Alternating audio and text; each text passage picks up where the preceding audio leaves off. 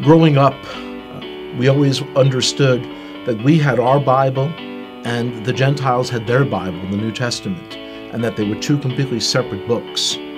Because the only people I knew who were believers in Jesus were all people in our public school who were Italian Catholic, I imagined that Jesus was Italian. And so the understanding that he's actually Jewish was a shock.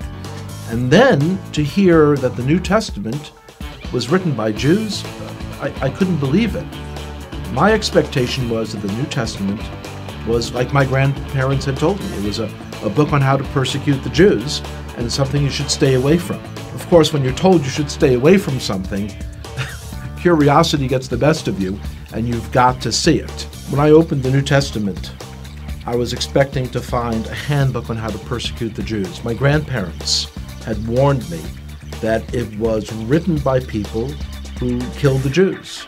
That's what I was expecting to see, and yet when I'm opening it, I'm reading a story written by Jews about Jewish people. The New Testament was a fascinating book. And so as I opened this book in the library, I kind of looked around, made sure that none of my friends had seen me taking a Christian Bible off the shelf. And I open it, here's the first sentence. It says, "This is the genealogy of Jesus the Messiah, the son of David, the son of Abraham." So 3 people are mentioned, and they're all Jewish. I was very shocked. And as I continued to read, I'm reading the story of a Jewish man who was born in a Jewish village, in a Jewish country, and one day walks into a synagogue and announces that he is the Messiah.